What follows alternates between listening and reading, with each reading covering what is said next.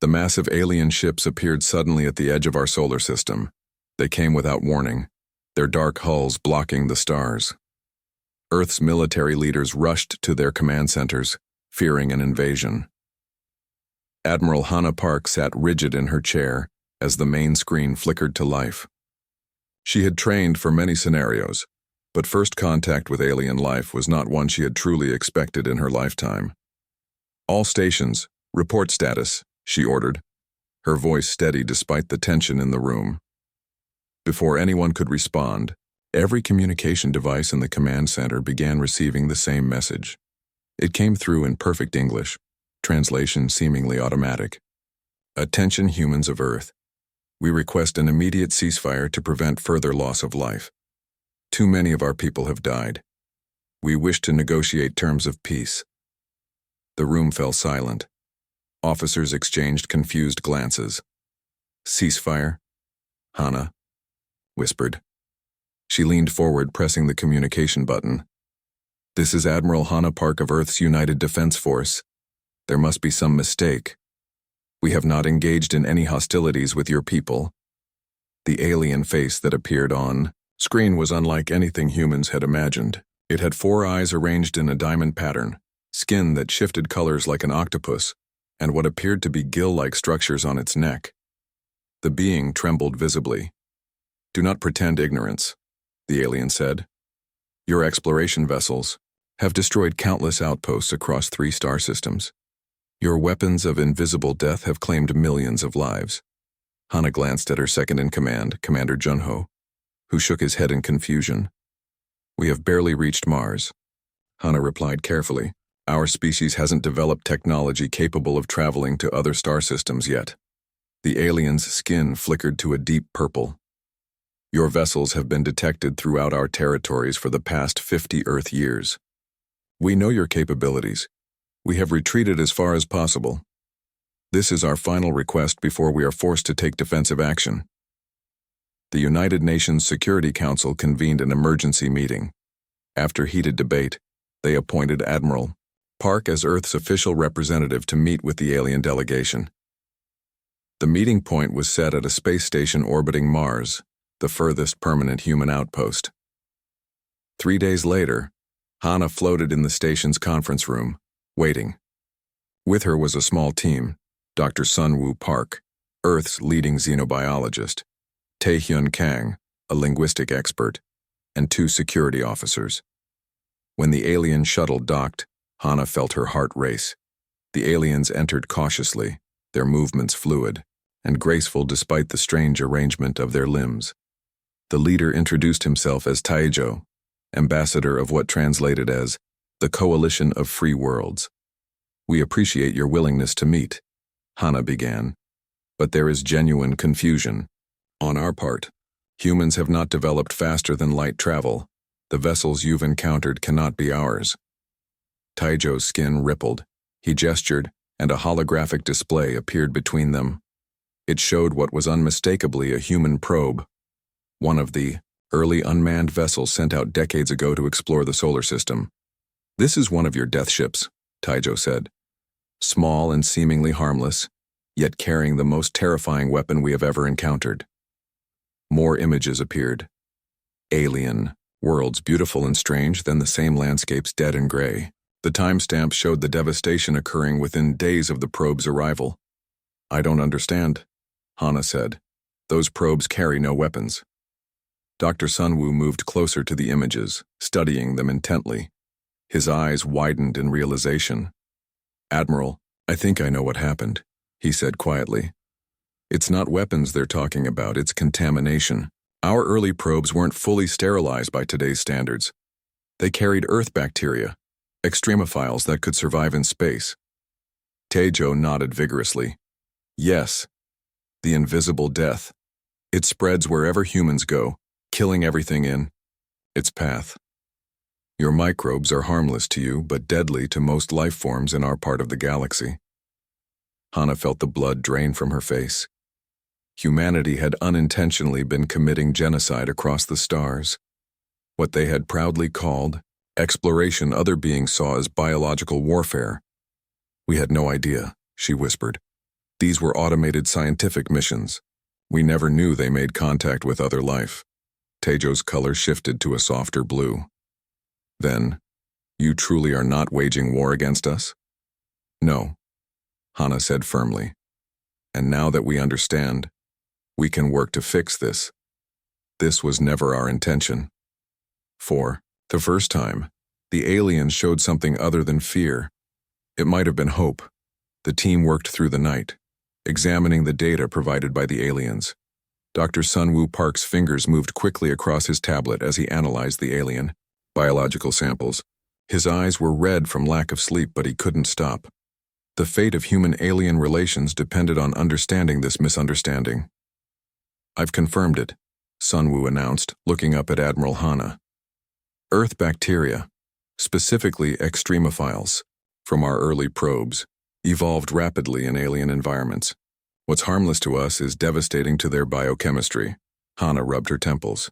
So our scientific missions were seen as biological attacks. Precisely, said Doyen, a microbiologist who had joined the team.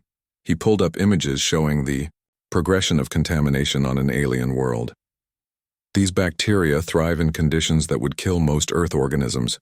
When they reached these alien environments, they multiplied exponentially. The room fell silent as they watched time-lapse. Footage provided by the aliens. A lush purple landscape turned gray and lifeless within days after a small human probe landed. We never even considered this possibility, Hana whispered. All those worlds. Ambassador Teijo entered the room, his color a solemn blue-gray. 2 other aliens accompanied him, moving cautiously around the humans. You have reviewed our evidence? Teijo asked. Hana nodded. We have, and we're horrified by what we've learned. Teijo gestured with his upper limbs, and what they had learned was a sign of acknowledgement. For 50 of your Earth years we have watched your expansion. Your unmanned vessels arrived first, bringing the invisible death. When those vessels returned to your world with samples, we believed you were testing the effectiveness of your weapons. They were scientific missions, Sunwoo explained. We were studying our own solar system, not attacking yours. So you claim, said one of Teijo's companions, skin flashing a distrustful red. Teijo raised a limb to silence his colleague. Show them, he said simply. A holographic display activated, showing hundreds of points of light spreading outward from Earth across a map of nearby star systems. Each light represents one of your vessels, Teijo explained. The red areas show where life was before your arrival. The gray shows after. The display changed, showing the red areas shrinking as gray expanded. It was like watching a disease spread across space. We retreated, Teijo continued. We abandoned worlds rather than face your biological weapons. Some tried to fight back, but how does one fight microscopic invaders? We lost millions before we understood what was happening. Doyen stepped forward. May I? He asked, gesturing to the display. Teijo nodded. Doyen overlaid Earth's early space exploration timeline onto the map. Look at this. Our first interplanetary probes. These weren't properly sterilized by modern standards. They carried extremophile bacteria that can survive in space. When they landed, they brought death, Teijo finished. Yes, but here's what's fascinating, Sunwoo added, joining Doyen at the display. The bacteria have evolved differently on each world they contaminated. They've adapted to alien environments in ways we never imagined possible. He brought up microscopic images showing the bacteria changing over generations, developing new features to thrive in alien conditions. And here's the most important discovery, Sunwoo continued. These bacteria have developed a symbiotic relationship with humans. They protect us while harming alien life. That's why we never noticed the problem. Admiral Hana stepped forward. Ambassador Teijo, I speak for Earth when I say we are deeply sorry for the harm we've caused. This was never our intention. Intention matters little to the dead, said Teijo's distrustful companion. But it matters for the future, Hana replied firmly. Now that we understand the problem, we can work to solve it. Teijo's color shifted to a thoughtful purple. Is this possible? Can your contamination be stopped? Theoretically, yes, Sunwoo said.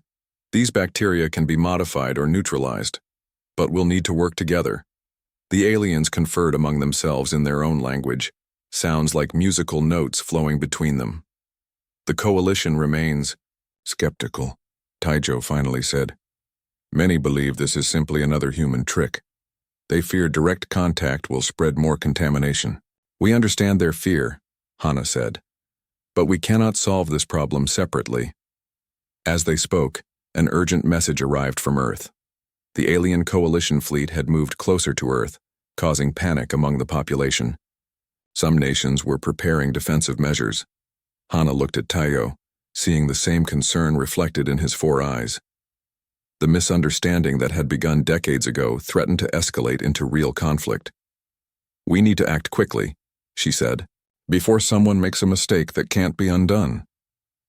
The United Nations Security Council chamber buzzed with tension as leaders from across the world gathered for an emergency session. Screens around the room displayed images of the alien fleet, holding position near Earth's moon.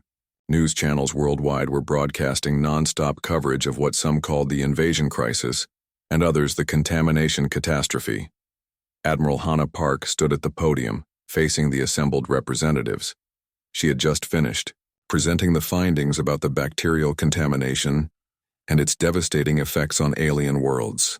So you're telling us, began Defense Minister Jiwoo Lee, leaning forward in his seat, that these aliens believe we've been waging biological warfare against them for decades? Yes, Hana replied. Unintentionally, but the damage is real. Our early space probes carried Earth bacteria that proved deadly to alien life forms. The room erupted into multiple conversations. The Secretary General banged his gavel for order. This changes everything about first contact, said Dr. Minji Kang, the UN's science advisor. We've accidentally killed millions of alien beings. The moral implications are staggering. Defense Minister Lee stood up. Let's be practical here. The galaxy already fears us. We should use this position to negotiate from strength, demand their technology in exchange for containing our biological advantage. Several representatives nodded in agreement, but others looked appalled. That's unconscionable, Dr. Kang shot back. We're talking about unintentional genocide. Our priority should be stopping the damage and making amends. The debate grew heated. Some nations saw opportunity in humanity's newfound fearsome reputation. Others insisted on immediate scientific cooperation to develop a solution. A few suggested quarantining all human space activities until the problem was solved. As the arguments continued, Hana received an urgent message on her tablet. She quickly left the chamber to take a video call from Dr. Sunwoo Park. Admiral, I've made a critical discovery, Sunwoo said, his face excited despite obvious exhaustion. The bacteria haven't just adapted to alien environments, they've formed a protective barrier around humans. They're essentially part of our biological defense system now. Is that why we never noticed their effects? Hana asked. Exactly. They protect us while harming alien life. It's an evolutionary advantage they developed. But here's the good news. I believe we can modify them without harming ourselves. Before Hana could respond, another alert flashed on her screen. A military communication from orbit. Admiral, said the grim-faced officer on screen, we have a situation. North Korean Space Command has launched an unauthorized mission toward the alien fleet. They're claiming they want to secure advanced technology for the Korean people. Hana felt her blood run cold. How long until they reach the alien ships? 3 hours, ma'am. When Hana returned to the council chamber and shared this news, the room descended into chaos. Representatives hurled accusations, threatened military action, and demanded immediate responses. Ambassador Taijo, who had been observing from a separate chamber due to quarantine protocols, requested an emergency communication. His image appeared. On the main screen, his skin a dark, agitated purple. We have detected your approaching vessel, he said. The coalition views this as a hostile act, an attempt to spread more contamination to our ships. That vessel is not authorized by Earth's United Governments, Hana explained quickly. We're attempting to recall it. It is too late for that, Taijo replied. Some members of our coalition are calling for immediate defensive action. What kind of action? Asked the Secretary General. Taejo's color darkened further. There are those who believe Earth itself must be sterilized to contain the human plague. A minority view, but growing stronger with each passing hour. The room fell silent. Give us time, Hana pleaded. Dr. Sunwoo has made a breakthrough. We may be able to neutralize the harmful effects of our bacteria. The coalition requires proof, not promises, Taejo said. I have been your advocate, but I am losing influence. You have 24 Earth hours to demonstrate the solution, or the coalition will vote on more permanent measures.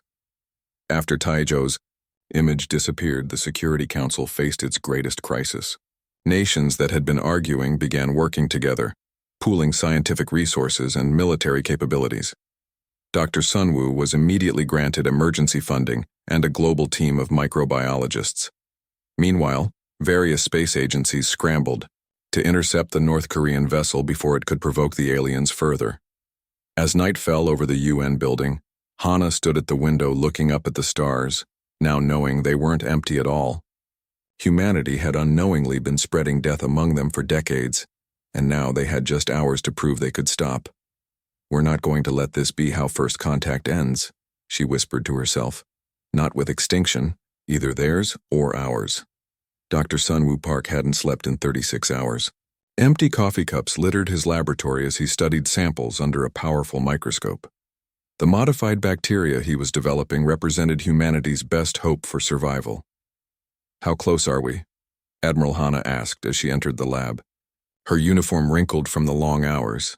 Sunwoo looked up, his eyes bloodshot but focused. I think we've got it.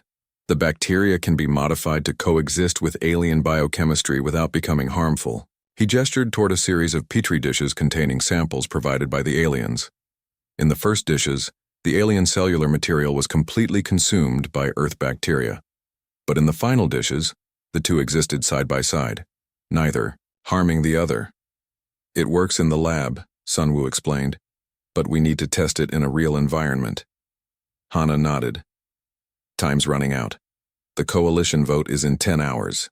The North Korean vessel had been intercepted, but not before broadcasting images of the alien fleet worldwide. Global panic was setting in as people realized the aliens might actually have the power to sterilize Earth as they had threatened.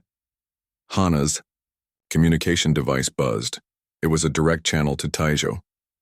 Admiral, the alien ambassador said, his skin a muted blue. The coalition grows impatient. Do you have progress to report? We do, Hana replied firmly. Dr. Park has developed a method to neutralize the harmful effects of our bacteria without destroying them, but we need to test it in a real environment. Impossible, came the immediate response. No coalition world would risk further contamination. What about a world that's already contaminated? Hana suggested. A small test area on a planet we've already affected? Taejo was silent for a moment. I will present your request, but do not expect approval. 3 hours later, to everyone's surprise, a single alien scientist named Yoonji, her name translated into human language, volunteered to work with the humans. She arrived at the space station in a heavily protected suit, carrying additional samples and data. My world was one of the first affected by your microbes, Yoonji explained, her translator converting her musical language into English. I have studied the devastation for years. If there is even a small chance to restore what was lost, I must try. Together with Sunwoo, Yoonji refined the bacterial modification formula. Their plan was to release the modified bacteria on a small, already contaminated section of her home world. The new bacteria would outcompete the harmful strains while establishing a balanced relationship with the alien ecosystem. The modified bacteria still protect humans, Sunwoo explained to Hana, but they no longer attack alien biology. Instead, they form a neutral buffer. As they prepared for the mission, opposition arose from both sides. Some human military leaders feared giving aliens access to Earth biotechnology. Meanwhile, coalition hardliners insisted the whole plan was a human trick to spread more contamination. We're proceeding anyway, Hana decided. It's our only option. A small team launched toward Yunji's homeworld. Sunwoo, Yunji, Admiral Hana, and 2 specialists. They carried equipment to deploy the modified bacteria and monitor the results. The journey was tense. Coalition ships shadowed them the entire way, weapon systems active. Upon reaching the planet, they selected a small valley that had been dead for decades, its once vibrant plant life reduced to gray dust. Setting up their equipment, they released the first batch of modified bacteria into the soil. "Now we wait," Sunwoo said. But they hadn't anticipated sabotage. A distress signal from their ship alerted them that someone had tampered with the bacterial sample, potentially making it more aggressive rather than neutral. "We need to abort," the ship's captain warned over the comms. "Analysis shows the sample was modified before launch." "By who?" Hana demanded. "Unknown. Could be human or alien origin." Yunji studied the readings from the soil samples. "It's too late. The bacteria are already multiplying." The team watched in horror as readings showed rapid bacterial growth. But then, something unexpected happened. Instead of spreading destruction, small patches of the gray soil began showing faint purple coloration, the first sign of native plant life returning. "It's working!" Yunji exclaimed, her translator barely capturing her excitement. The sabotaged sample actually accelerated the adaptive process. Over the next few hours, they monitored as the modified bacteria established themselves, creating conditions where alien life could begin to recover. The sabotage, ironically, had improved their formula. When they transmitted the results to both Earth and the Coalition fleet, the response was cautious optimism. Videos of the recovering alien plants, the first such recovery ever documented, were the proof they needed. "The Coalition has postponed their vote," Tejo informed them. "You have demonstrated good faith. This is just one small area on one planet. But it is a beginning." As their ship prepared to return to Earth, Hana looked out at the small patch of purple growth below. It wasn't much, but it was proof that what humans had unintentionally destroyed, they might help rebuild. 6 months had passed since the successful test on Yunji's world. Admiral Hana Park stood before the Coalition Council, a semicircular chamber filled with representatives from 17 alien species. The room looked nothing like human meeting places. The lighting was purple-tinted, the air slightly thicker than Earth's, and various environmental bubbles accommodated species with different breathing requirements. Hana had grown used to these differences. What once seemed alien now felt almost familiar. The Earth Coalition Joint Restoration Project has successfully decontaminated 12 planetary systems, she reported, her voice steady and clear. The modified bacteria have proven effective in all test environments, allowing native life forms to begin recovery. On a large screen behind her, images showed once dead alien landscapes now sprouting with new growth. Small creatures had returned to some areas, the beginning of ecological rebirth. The Coalition Supreme Leader, a tall being named Minho, a name that approximated his actual title in human language, rose from his central position. 6 months ago, we nearly voted to sterilize Earth to end what we believed was deliberate biological warfare, Minho said, his translated voice resonating through the chamber. Today, we formally acknowledge that humans never intended harm. Murmurs of agreement spread through the assembly. Not all of them were enthusiastic, some still harbored suspicions, but the evidence was too strong to deny. The bacterial neutralization technology now stands as humanity's first major contribution to galactic society, Minho continued. In recognition of this achievement, we are lifting all quarantine measures against Earth. Applause rippled through the chamber, a concept the aliens had adopted from human diplomatic customs. Hana felt a wave of relief wash over her. Earth was no longer facing extinction. After the formal session, Hana met with Dr. Sunwoo Park and Yunji in a small garden chamber. The garden contained plants from various worlds carefully separated by invisible containment fields, a symbol of coexistence without contamination.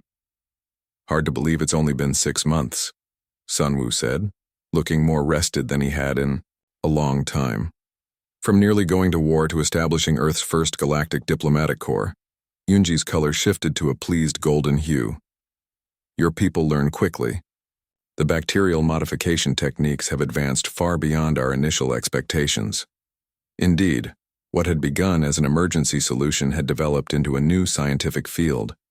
Thousands of Earth scientists were now working with alien counterparts, studying how to restore damaged ecosystems across the galaxy. The recovery on my homeworld continues, Yunji added. Areas that were dead for 50 years now support simple life again. In another decade, they may return to full vitality. Their conversation was interrupted by a young human diplomat running into the garden. Admiral Park, Earth is sending its first official exploration fleet. Hana smiled. After months of preparation and rigorous decontamination protocols, Earth had finally received permission to begin properly managed space exploration. The fleet would carry scientists from both human and alien worlds, working together rather than inadvertently destroying each other. Later that day, Hana addressed the farewell ceremony for the exploration fleet. Representatives from Earth and the Coalition gathered to watch the ships depart. These vessels carry the hopes of many worlds, she said. They represent not just exploration, but restoration. Where once we brought unintentional destruction, we now bring healing.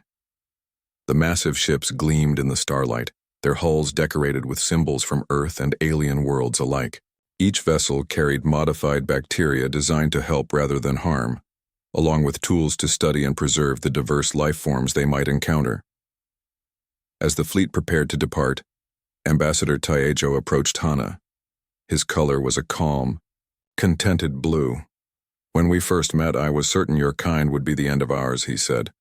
I never imagined humans would instead become partners in renewal. We've always been adaptable, Hana replied. It's our greatest strength. And most terrible weakness, Taejo added, though without hostility. Your kind changes environments without realizing it, but now that you understand your impact, you may become the galaxy's greatest healers. The fleet's engines glowed brightly as they prepared for departure. This time, Earth wasn't sending uncontrolled contamination into space. This time, humans knew their responsibility. In her quarters that evening, Hana looked out at the stars, seeing them differently now. Each point of light might hold life. Strange, beautiful life that humans were now pledged to protect rather than accidentally destroy. A message arrived from Earth's newly formed Galactic Affairs Office. They wanted her to become the permanent ambassador to the Coalition, building on the trust she had established. As she composed her acceptance, Hana thought about how far they had come from that first confused meeting. The aliens had asked for a ceasefire from a war humans didn't know they were fighting. Now together they were building something new. What had begun with fear was transforming into something neither humans nor aliens could have achieved alone. A galaxy where differences strengthened rather than threatened each other.